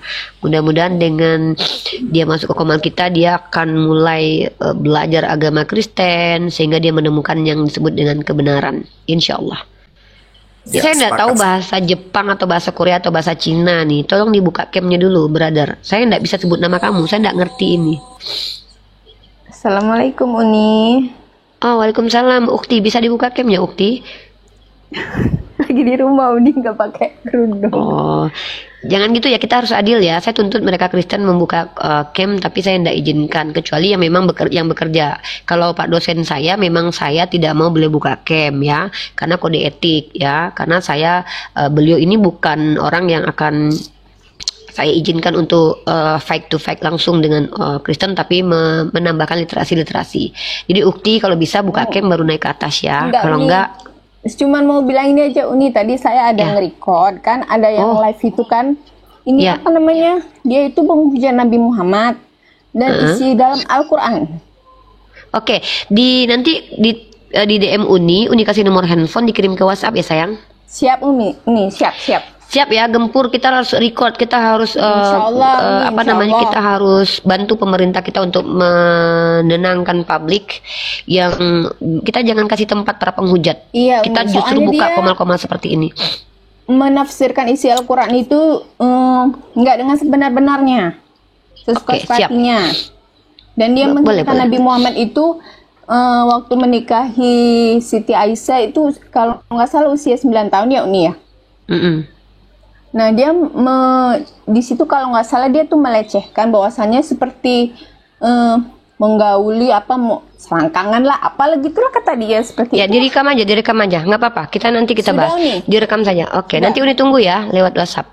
Oke, udah ya, kita diskusi dulu ya. Yang lain-lain bekerja saja sesuai dengan kapasitas masing-masing ya. Oke, di sini Pak Lord Oreo memang tidak saya izinkan karena kode etik beliau ada di kampus. Saya juga tidak apa-apa kalau beliau tidak buka cam karena saya mengenal beliau. Artinya saya tidak ragu dengan beliau. Kenapa saya suruh buka cam? Seandainya Pak Oreo menghujat di sini pun saya bisa tunjukkan data-data beliau kepada kalian yang ingin melaporkan beliau. Nah, kenapa saya perintahkan kalian yang bertanya itu membuka cam? Saya tidak tahu kalian nanti menghujat atau tidak. Ini yang Syaka, silakan, muslim atau non muslim? Assalamualaikum. Waalaikumsalam. Silakan, ada yang mau disampaikan sebelum kita diskusi dengan teman-teman kita yang non muslim. Kalau bisa yang naik tolong yang saya turunkan yang Faliza ya, karena saya tidak sedang mengajar kepada kawan-kawan muslim. Saya hanya ingin menyampaikan pengajaran Islam kepada nonis karena di sini temanya nonis bertanya. Kalau sudah baca judulnya nonis bertanya, yang Islam jangan naik. Oke, Syaka, ada yang mau disampaikan karena sudah terlanjur naik? Ya, maaf Uni, sebentar. Cuma mau tanya tentang itu Nabi Isa. Kan pernah diturunkan kitab berupa Injil kan? Iya. Di dalam Injil itu memakai bahasa apa? Ini mohon diperjelas aja. Bahasa kaumnya Nabi Isa. Karena dalam Al-Quran dikatakan Nabi dan Rasul itu diutus menggunakan bahasa kaumnya. Bahasa kaum Nabi Isa apa? Menurut historis para scholar dari pihak Kristen dan Yahudi, mereka mengatakan bahwa orang-orang Yahudi di zaman Helenisasi itu menggunakan bahasa Aram kalau tidak bahasa Ibrani. Wallahu a'lam bishawab. Tapi detailnya tidak disebutkan. Yang penting beliau menggunakan bahasa kaumnya. Oh ya. Terima kasih Uni. Siap. Assalamualaikum. Waalaikumsalam warahmatullahi wabarakatuh. Semangat. Ya, Pak Ngadel, ada lagi yang mau ditanyakan atau mau disampaikan, brother? Satu lagi muncul apa namanya? Siap. Ini kenapa ya ibu Putus-putus, brother. Brother, putus-putus. Oke, signalnya brother, kita tunggu. Sinyalnya merah. Ya. Dulu nih. Kondusifkan dulu ya. Kita tunggu kondusifnya signalnya pengadil teman-teman ya. Ya, silakan. Oke, sudah Ibu. Ada yang siapa? Izin Bu. Tadi bahasanya selalu mengatakan bahwa yang apa? Diturunkan masalah mengenai diturunkan Al-Quran diturunkan ya kalau salah. Atau firman Allah turun. Misalkan kenapa bukan ditulis atau dikatakan saja atau gimana Bu? Atau karena bahasa ya, karena esensi itu kayak ada langsung dari atas ke bawah, bukan di. Ya memang kalau atau gimana? Karena Al-Quran itu transmisinya tidak bersandar kepada tekstual, tapi bersandarkan kepada lafaz, by lisan. Jadi tekstual itu hanya penguat saja, bukan menjadi hal yang penting. Kenapa? Tetapi itu menjadi hal yang memvalidasi supaya hafalan ini terjaga dengan bukti-bukti adanya tekstual. Kenapa dikatakan diturunkan? Itu maknanya luas. Diturunkan itu maksudnya dari tempat yang maha tinggi kepada yang rendah. Dari mana? Dari Allah yang maha tinggi. Jadi kalau kita bicara Allah yang maha tinggi, ya memang secara filosofi, secara maknawi ya harus turun. Bukan berarti Tuhan yang turun loh ya, tapi perintah itu turun. Dari presiden ke bawahannya. Ada nggak yang bilang itu saya mau menaikkan aturan? Enggak, saya mau menurunkan aturan. Ya, itu kata-kata itu sebenarnya bisa digunakan dalam kaidah berbahasa Indonesia, dalam makna filosofi, dalam makna maknawi juga bisa gitu loh. Intinya Al-Quran itu qara'a yaqra'u Qur'anan, yang perlu dipahami adalah bukan melulu kitab, tetapi juga adalah katabah. Menurut Imam Al-Qurtubi dalam tafsir Al-Quran surah Al-Baqarah jilid pertama, yaitu surah Al-Quran surah Al-Baqarah ayat kedua, Imam Al-Qurtubi menjelaskan kepada kami umat Islam, kata-kata ba itu tidak melulu hanya kitab atau buku, karena itu bahasa Indonesia buku, tetapi juga aturan, perintah, dan larangan. Begitu. Itu yang minta naik cewek di bawah, saya sudah jambak ya. Anda minta naik, saya sudah jambak tapi Anda tidak terima. Saya bingung, Anda minta naik tapi tidak menerima permintaan naik dari saya. Oke, kalau kalian serius ingin naik, kalian minta saja permintaan naik. Begitu brother. Dan kalaupun kita menggunakan kata bahasa Arabnya nahnu nazzalna dzikra, kami yang menurunkan Al-Quran, itu jelas karena memang Allah di tempat tertinggi. Bukan berarti Allah memiliki tempat sebagaimana yang kita pahami. Tapi Allah itu maha tinggi. Maka dari maha tinggi kepada kita yang rendah ini tentulah turun. Bukan dilemparkan. Nanti kalau bahasanya dilemparkan Al-Quran, lebih nggak enak lagi kan. Al-Quran tidak dilemparkan. Gitu. Wallahu a'lam bishawab. Begitu pengadilan. Ya, Pak dosen saya mute dulu ya. Oke. Pengadil kita sapa Susana Manihuruk dulu. Sebelumnya nanti Anda persiapkan pertanyaan yang ingin Anda ajukan atau siapkan pernyataan yang ingin Anda sampaikan. Saya sapa dulu.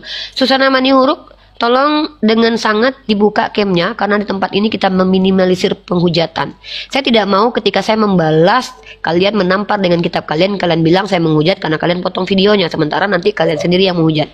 Jadi saya ingin kalian buka cam karena kalau seandainya kalian menghujat kami tahu melaporkan kalian ke kantor polisi. Ya Bunda, silakan Susana dibuka. Oke, sebentar Kak Susana ya. Saya buka pintu dulu. Bentar. Ya Bun. Main rekam-rekam ini. Ini siaran langsung di YouTube, bukan direkam, siaran langsung di YouTube. Kita siaran langsung. Ya, tidak merekam-rekam ya. Besok Rifa harus pagi ke sana. Jam? Kan biasa kuliah itu sih pagi loh. Oh pagi ya? Jam 8 jam 7. Nanti aku telepon Pak Santos ya. Aku chat dia. Yang aja besok. Bentar ya Kakak Susana sama Bang Pengadel, bentar. Besok mau bayar sekalian langsung kuliah. Kuliah, Jadi siap. kira-kira kuliah jam berapa biar aku. Oke, sip. Ya, siap. Udah istirahat dulu di situ. Aku diskusi dulu. Oke, Kak Susana Manihuruk, terima kasih setelah bersedia open cam. Terima kasih dengan sangat sudah masuk ke komal saya. Anda sebagai non muslim atau sebagai muslim? Silakan. Dibuka mic-nya Kakak. Ya, dibuka mic-nya. Itu mic-nya masih ketutup. Dibuka mic-nya, itu kena mute. Dibuka mic-nya, mic-nya dibuka. Tolong dibuka, Susana, mic-nya dibuka. Oke, saya undang ya, saya undang. Oke. Itu sudah dibuka karena udah hijau. Oh ya, mungkin karena signal Anda di sini merah. Oke, Kak Susana, ini adalah komal atau room di mana saya sebagai muslimah menjawab setiap pertanyaan dari non-Islam atau mereaksi setiap penjelasan dari non-Islam. Maka dengan tema nonis bertanya, silakan Anda sebagai nonis bertanya tentang agama Islam atau Anda menjelaskan agama Anda kepada kami umat Islam dengan catatan nanti akan saya reaction. Silakan Kak Susana Manihuruk. Terima kasih buat kesempatan yang diberikan kepada saya. Saya hanya sedikit memberi pernyataan seperti ini. Memahami agama yang jelasnya kita pahami secara iman kita. Jadi kalau kami memahami iman kami, ya, kepercayaan kami dengan iman kami pasti berbeda dengan pemahaman dari ibu-ibu sekalian. Karena sudah jelas keyakinan kita berbeda. Nah, itu yang pertama. Yang kedua, kalau Alkitab kami tidak bisa dipahami sepenggal-sepenggal. Karena saya sudah ngikuti kemarin itu ada Ratu Entok ya, waktu itu ada ini Komal juga. Waktu itu ada ibu di situ, saya dengarkan gitu. Jadi kalau memahami Alkitab kami tidak bisa sepenggal. Karena kalau memahami isi dari Alkitab kami itu harus dengan iman. Jadi ketika imannya berbeda, jelas pemahamannya berbeda. Nah, sama juga kemarin mengenai gambaran Tuhan Yesus, ada juga kemarin. Kenapa berbeda-beda di gambar Tuhan Yesus? Yang mau diberi pemahaman pada saat ini adalah tidak ada satu manusia pun pada saat itu yang menggambarkan wajah Tuhan Yesus pada saat zaman itu, pada saat kejadian itu. Nah, dari mulut ke mulut diceritakan melalui imajinasi. Nah, lalu imajinasi. Kenapa berbeda? Oke. Imajinasi seseorang ketika diceritakan berarti gambar Yesus itu adalah hasil imajinasi. Ketika dengar dulu, gantian kita bicara. Jadi boleh. Ketika, tapi jangan sampai 1 jam ya Bu, karena saya diskusi bukan gereja ini ya. Makanya dengarkan sebentar. Ketika kita berada di tanah Mesir, maka bentuk wajah yang ditampilkan akan seperti orang Mesir. Ketika kita yang menggambar ini dari Amerika contohnya, wajah yang akan digambarkan akan mirip seperti mereka, seperti itu. Jadi seperti itu. Jadi intinya, kalau bagi kami tidak mau mencampuri agama orang lain ya. Maaf kalau saya tidak mau mencampuri. Makanya saya katakan tadi agama kami ya. Kalau yang namanya Alkitab itu pemahamannya tidak bisa sepenggal-sepenggal karena pemahamannya harus melalui iman. Jadi ketika iman kita berbeda, jelas pemahaman ibu dan pemahaman saya itu berbeda. Itu saja. Terima kasih. Oke. Terima kasih atas statement dan argumennya. Tetap saya harus tanggapi karena ini di ruang publik. Saya seorang mahasiswi yang harus mengkritisi setiap argumentasi dari lawan bicara saya. Yang menjadi pertanyaan saya adalah tolong tunjukkan metodologi untuk memahami. Di mute dulu ya Bu. Tadi saya tidak mendengarkan Ibu, tidak memotong. Tolong tunjukkan kepada saya metodologi untuk memahami Kristen tanpa comot-comot ayat yang diajarkan oleh Yesus. Tunjukkan dasarnya, datanya, ya, biar apa yang Ibu sampaikan ini bukan asumsi liar, karena asumsi liar itu tidak perlu diikuti kecuali Anda kredibel. Artinya Anda seorang scholar baru kita ikuti.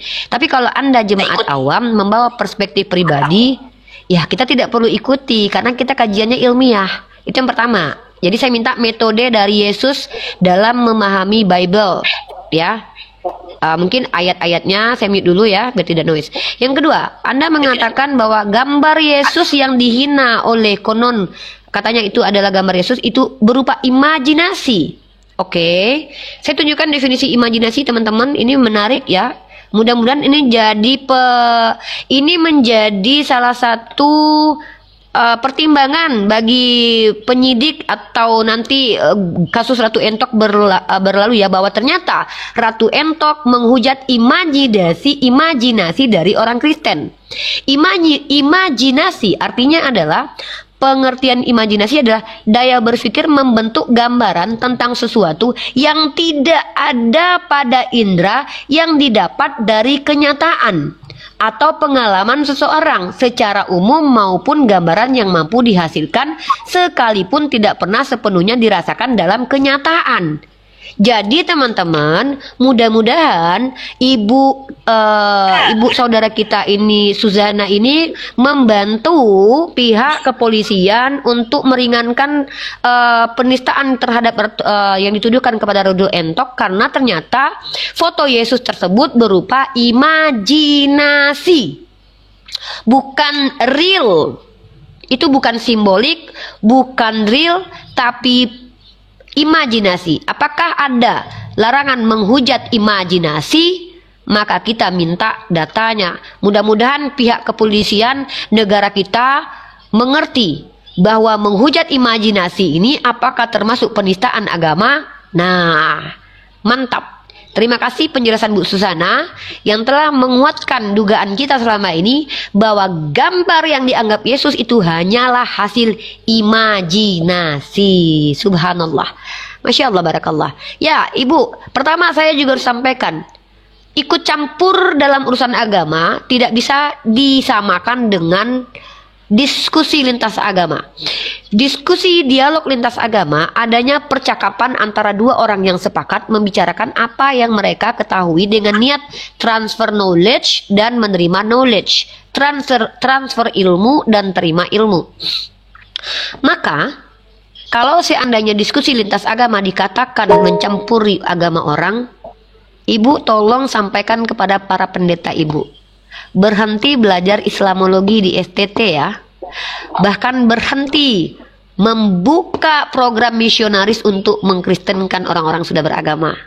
Yang paling penting, berhenti untuk menggunakan istilah-istilah Islam dalam Bible.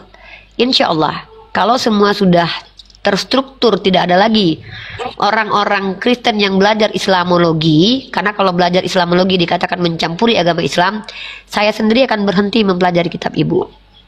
Begitu Bunda. Ya, jadi Bunda harus tahu diskusi lintas agama itu adalah hak segala manusia. Kenapa? Itu adalah hak berdemokrasi. Menyampaikan ilmu pengetahuan adalah hak para akademisi. Salah satu akademisi yang paling ini adalah para pelajar. Saya pelajar, saya mahasiswi. Masa mahasiswi tidak boleh merealisasikan apa yang sudah dipelajari? Nah, begitu ya Bunda. Silakan Bunda, karena di sini saya sebenarnya Nonis bertanya, konteks room ini adalah menjelaskan agama Islam. Tapi kalau kalian menjelaskan Kristen, saya bisa buktikan kalian yang menjelaskan Kristen di depan saya itu rata-rata saya lebih paham Kristen daripada kalian secara keilmuan, bukan secara iman, ya. Bukan secara iman, tapi secara ilmu. Kalau masalah iman saya tidak masalah. Itu urusan Anda, kami tidak bahas iman Anda. Iman Anda mau beriman apa saja itu urusan Anda. Karena iman itu ya masuk di ranah dogma. Saya membahas keilmuan. Begitu Bunda Susana Manihur. Silakan disampaikan lagi. Ibu Susana, permisi. Oke, terima kasih ya. Kita sama-sama mahasiswa ya, sama-sama mahasiswa kita ya. Mahasiswi kita Bu. Ya. Tadi saya mengatakan pemahaman ya sama-sama mahasiswi ya. Jadi pemahaman kami ya, saya sendiri pribadi jelas apa yang kami pelajari itu adalah berdasarkan keimanan. Keimanan, apa yang kami imani itu yang akan kami lakukan, seperti itu. Jadi kami nggak mau kita tidak mempermasalahkan dari itu. Apa yang kami imani. Itu tidak masalah. Karena kalau kita bicara tentang iman, jadi kalau masalah-masalah yang berhubungan dengan dokter, saya nggak mau mencampuri, karena itu bukan ranah saya. Hanya saja saya mau menjelaskan sedikit apa yang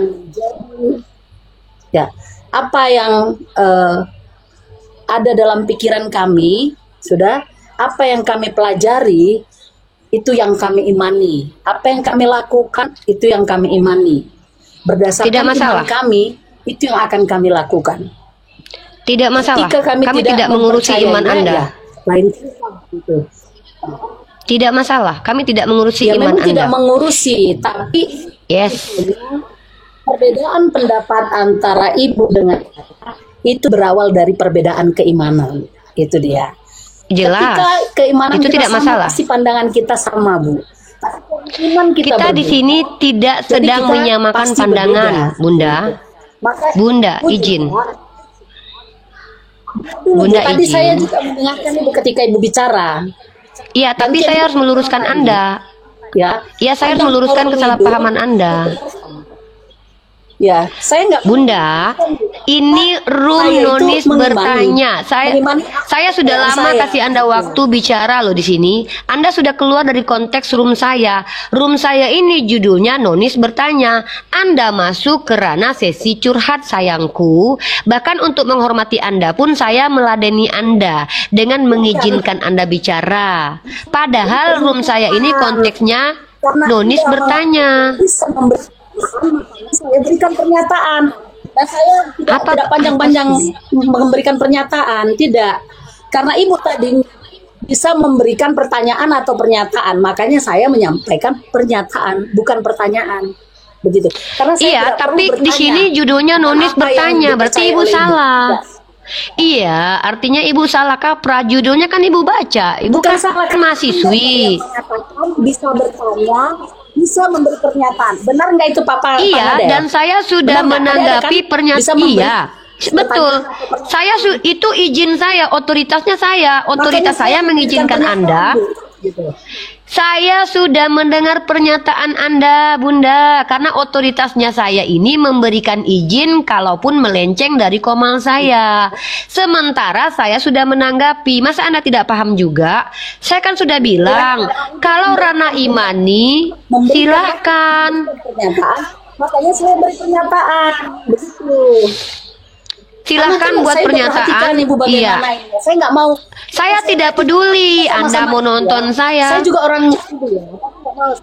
Saya tidak peduli loh Bu dengan apa yang Anda bilang ini. Iya, tapi ini kan komal saya, Bunda. Otoritas tertinggi kan di tangan saya. Saya kasih izin atau tidak kan saya, Bu. Ini aja, Bu. Ya udah kalau Ya udah kalau mau turun ya turun aja kan. Kan Bu? tadi udah ibu kasih izin, makanya saya berikan. Intinya setiap pandangan, setiap keimanan kita berbeda, maka pandangan pikiran kita tentang agama itu pasti berbeda. Itu aja intinya. Ya emang iya. Jadi kalau ibu Emang dengan betul. saya memiliki agama yang berbeda, pasti pandangan kita juga berbeda. Karena Iya tidak bisa betul. dua dijadikan satu dengan iman yang berbeda. Yang nyadiin satu siapa? Oke, terima kasih. Emang beda. Iya kan aneh pernyataan ibu. Pernyataan ibu itu bukan masalah kita. Siapa bilang saya mau menyatukan Kristen dan Islam? Memang kita beda, justru karena kita berbeda, kita membuka wawasan dengan adanya transfer knowledge dari orang yang berbeda sebagai ranah keilmuan. Sudah Bu. Iya, ibu ini kenapa ya? Padahal di sini judulnya jelas, nonis ya. berkata. Karena saya pelajari juga berbeda dari Emang beda bunda, ya Allah. Yang bilang sama siapa? Saya nggak pernah bilang sama. Begini, kalau ya, marilah kita gini aja. Kita bangun ya kebersamaan, toleransi itu yang perlu kita bangun tanpa Arti toleransi apa Bu? Membahas. Bu, arti toleransi apa? Definisi toleransi apa? Saya nggak dengar ibu ngomong. Ibu ngomong apa sih? Saya nggak dengar ibu. Saya tuh nggak mau menghina ibu ini dengan mengkick beliau turun ya guys. Bu, buka mute. Bu, ibu nggak kedengeran. Itu buka mute-nya tertutup itu. Itu terbuka. Bu, saya mau tanya. Iya, ini baru terbuka.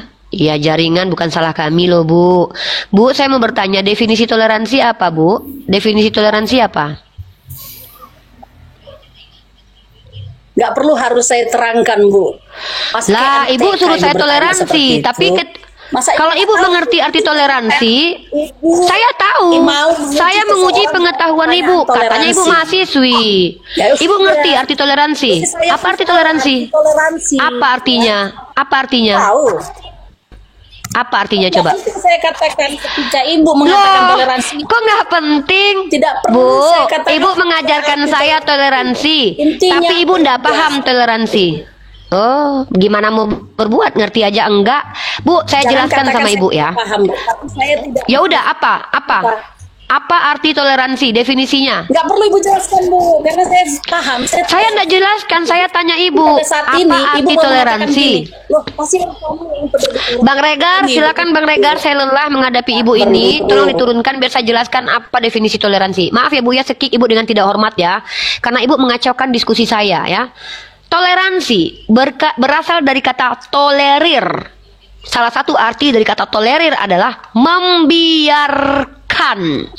Pertanyaan saya, siapa satu umat Kristen yang saya tidak biarkan menjadi Kristen sehingga saya dikatakan intoleran? Anda mengajak saya untuk bertoleransi. Saya mengerti apa yang dimaksud dengan toleransi. Toleransi saya adalah membiarkan orang lain dengan keimanannya. Anda yang tidak toleransi karena Anda mengacaukan diskusi saya yang adalah upaya saya menjalankan agama saya. Apa itu? Berud'u ila sabili rabbika bil hikmah. Anda mengganggu saya sedang menjalankan ibadah saya. Ibadah saya adalah menyiarkan Islam. Anda tidak toleransi kepada saya. Jadi jangan ngajarin orang toleransi tapi tidak mengerti apa arti toleransi. Ya, tolerir. Saya mentolerir kalian dengan agama kalian. Saya tidak mengganggu kalian. Tapi ketika saya menjalankan ibadah saya, salah satu ibadah adalah menyiarkan Islam, menyampaikan, menjawab Islam kepada orang yang bertanya. Itu Anda kalau suruh saya berhenti, Anda sedang mengganggu toleransi beragama. Karena Anda menghalangi saya menjalankan agama saya. Paham? Sebelum berbicara dengan saya, mengajari saya banyak hal, mengerti dulu dengan apa yang diucapkan. Sehingga Anda sendiri mengikuti apa yang Anda ucapkan. Gimana mau ngikuti kalau Anda tidak ngerti dengan apa yang Anda ucapkan? Begitu. Silakan Pengadel, lanjutkan diskusi kita. Nah, nambah dikit lagi ini Pak. Silakan Profesor, Doktor, Ya, Oreo, Lord. Ya, saya cuma ingin mengingatkan ya, kalau memang beliau itu adalah mahasiswa, seharusnya mahasiswa itu punya nalar, punya daya kritis yang baik gitu kan. Karena tidak sekedar odong-odong ya atau abal-abal. Ya, karena namanya mahasiswa maha ya, siswa besar, artinya pemikirannya tuh terbuka, istilahnya itu open minded, bukan hanya mengambil konsep kepercayaan saja, tetapi pada saat dia diajarkan oleh dosennya itu dia mampu memberikan bantahan ataupun jawaban, tanggapan, pernyataan dari konsep pengetahuan tadi. Kalau ibu tadi saya rasa, mohon maaf, bukan mahasiswa, hanya ibu rumah tangga biasa saja.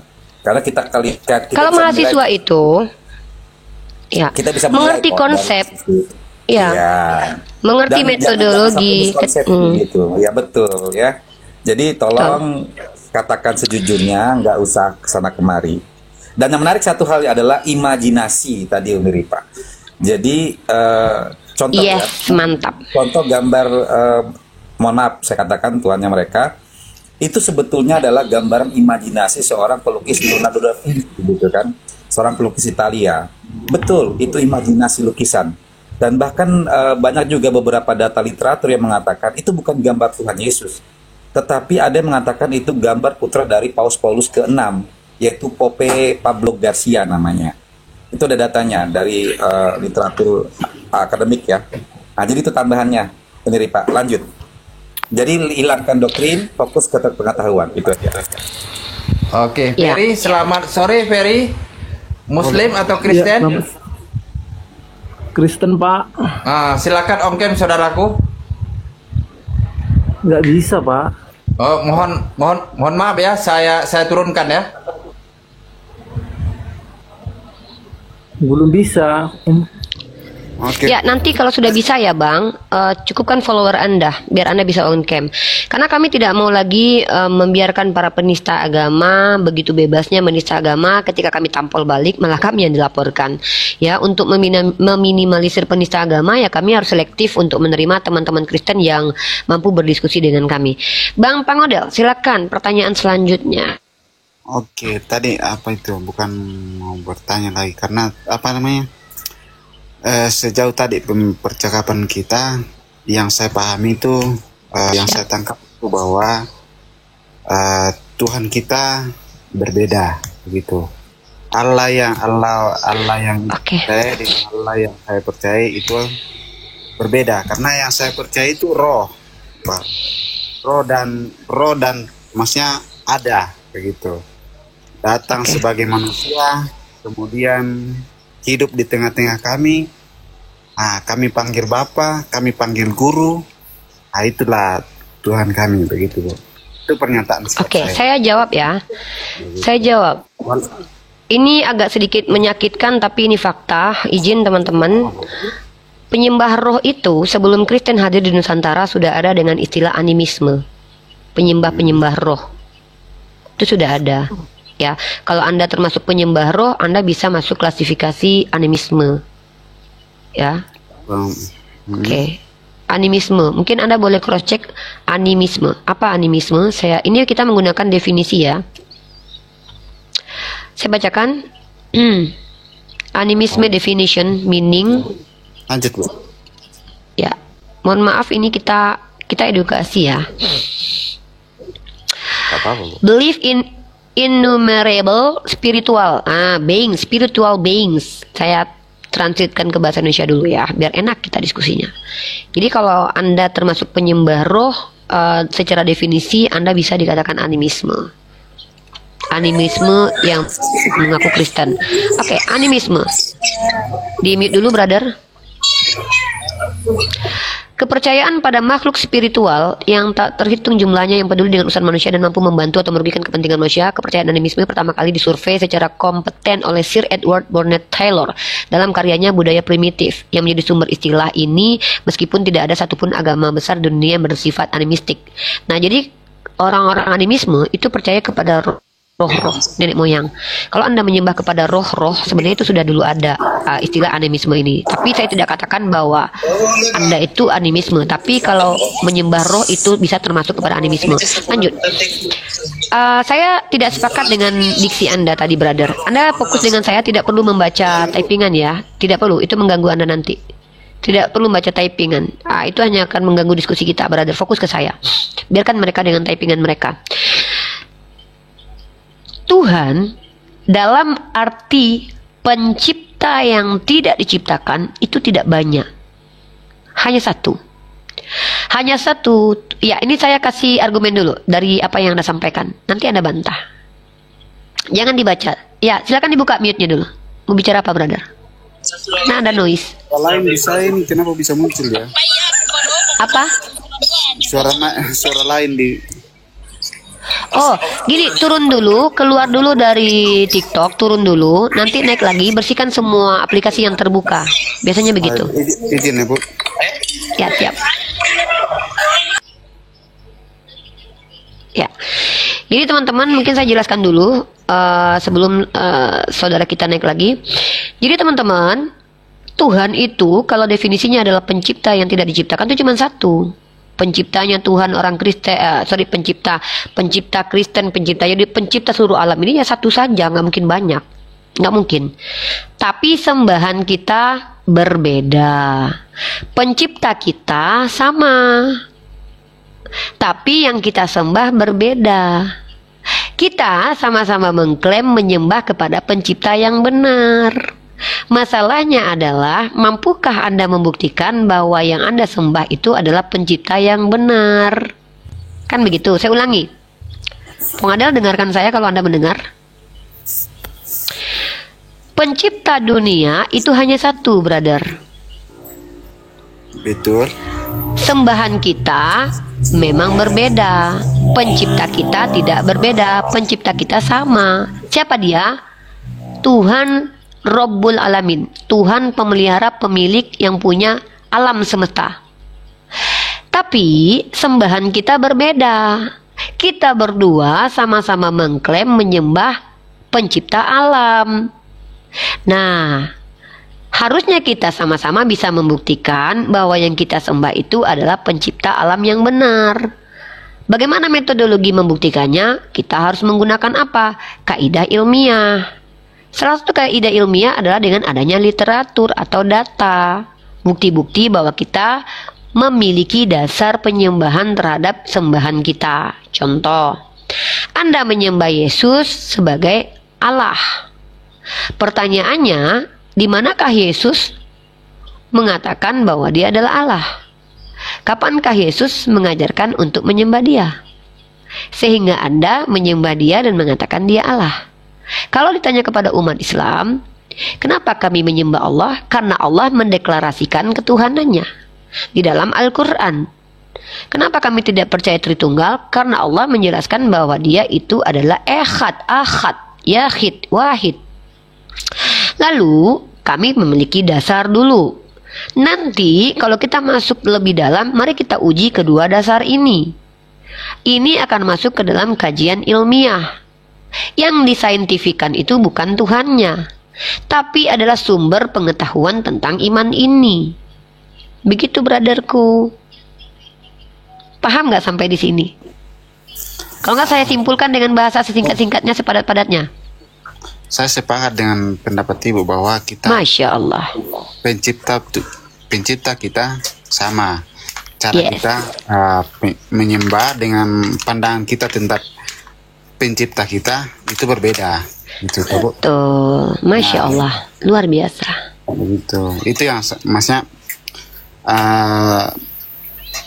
itulah maksudnya kan yang kami percayai secara nalar, secara iman kami bahwa yang pencipta kami adalah hidup. Iya.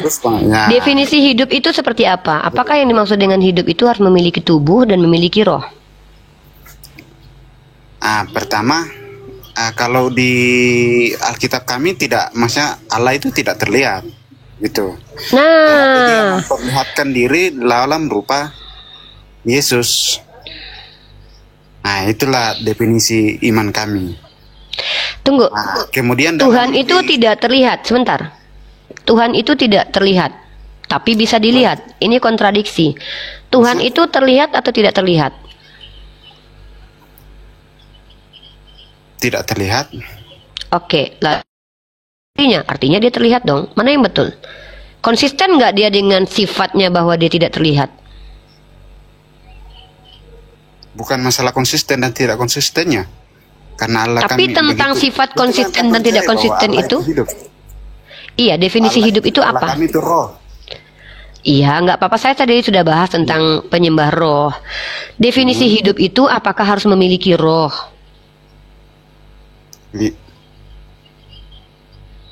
Maksudnya kan yang dapat kita lihat itu kan namanya hidup. Roh itu sendiri tidak bisa dilihat, brother. Roh itu tidak bisa dilihat. Kalau Anda bilang Tuhan Anda roh, maka Tuhan Anda tidak bisa dilihat. Ya. Roh Nah, tidak bisa dilihat. makanya, maka Karena pertanyaannya, tidak bisa dilihat, dia memperlihatkan diri dalam bentuk rupa artinya dia manusia. bisa dilihat kalau gitu. Terbantahkan pernyataan bahwa dia tidak bisa dilihat. Bukan masalah itu tadi saya bilang, bukan masalah tidak dilihat dan dilihatnya, Bu. Masalah Coba premis awal, premis nih, ini premis 1, premis 2. Nih kita pakai premis ya. Boleh. Premis adalah Tuhan Anda tidak bisa dilihat, betul? Betul. Lalu dia memperlihatkan diri. Pertanyaannya, dia bisa dilihat atau tidak bisa dilihat?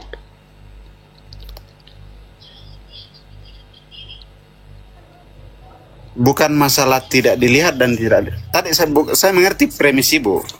Ya, siap. Bahwa saya mengerti premis Ibu ketika Ibu membawa premis itu bahwa tadi bahwa Allah itu bahwa tidak, maksudnya roh itu tidak bisa, memang tidak bisa dilihat. Nah, jadi Ibu mendefinisikan bahwa Allah itu hidup atau tidak, gitu kan? Begitu ya, Bu? Bukan, definisi hidup pun kan saya belum dapat dari Anda. Saya kalau nanti John Konstantin, bentar brother, ada yang ngebet pengen naik. Oke, John, tolong buka Bentar ya, brother, kameranya. Tolong buka kameranya. Brother, jangan dibaca typingan, brother. Kita fokus saja. John Konstantin, silakan dibuka. John, tolong buka kameranya. Oh ya, cari akun yang bisa dibuka. Ya, penuhkan pengikut Anda dulu, baru buka ini ya, baru naik ya. Kalau enggak, saya nggak mau menaikin orang. Ada potensi penghujatan kalau pakai akun palsu, tidak membuka cam. Karena kalau kamu menghujat, kita nggak bisa laporkan. Kita pengen yang menghujat dilaporkan semuanya ya. Oke, brother jangan dibaca typingan. Brother jangan dibaca typingan. Tadi Anda sudah mengatakan bahwa Tuhan itu tidak bisa dilihat. Oke, kita sepakat dengan itu. Pertanyaannya, Tuhan itu memperlihatkan dirinya. Artinya dia bisa dilihat atau tidak bisa dilihat? Itulah tadi, Bu. Ibu bertanya bahwa Tuhan itu tidak bisa dilihat atau bisa dilihat, begitu. Tadi ketika dia di dimensi roh, dia tidak bisa dilihat. Tapi ketika dia itu masuk dalam rupa manusia, pasti bisa dilihat kan, dia akan hidup. Berarti ketika dia berupa manusia, dia bukan roh lagi. Artinya tadi yang berupa roh berubah menjadi bukan roh. Bukan berarti dia kehilangan roh. Jadi dia menggunakan tubuh manusia masuk ke dalam tubuh manusia gitu. Bukan masuk dalam tubuh manusia, tapi menjadi manusia. Kalau menjadi manusia itu artinya Tuhan Anda bukan lagi roh, karena manusia bukan roh, brother. Tidak bisa, kami tidak bisa mengatakan itu, Bu. Ya udah, kita buktikan, kita uji. Enggak, kita uji sekarang. Anda saja yang menjawabnya. Anda roh atau manusia? Manusia memiliki roh. Kalau seandainya Anda meninggal, yang ada itu manusia dengan roh atau mayat? Kalau saya meninggal, tinggal tubuh saya, roh saya. Tunggu dulu, kita bicara tubuh dulu. Kalau seandainya Anda meninggal, itu manusia atau mayat? Apa ini? Mayat. Nah, roh Anda masih dikatakan manusia? Tidak. Ya sudah, berarti manusia bukan roh. Ketika Tuhan Anda yang tadi roh berubah jadi manusia, maka dia bukan roh lagi. Artinya dia manusia, gitu brother. Itu ilmu hakikat, ontologis. Keadaan sebenar-benarnya tentang sesuatu. Itu sudah. Itu kan pemahaman Ibu, toh? Bukan, itu logika sederhana, brother. Di sini banyak anak-anak jadi. Oke, tidak apa-apa, tapi saya masih mendengar.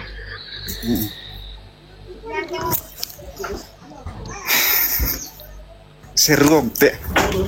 Sabar, Ibu. Ya nggak apa-apa, brother.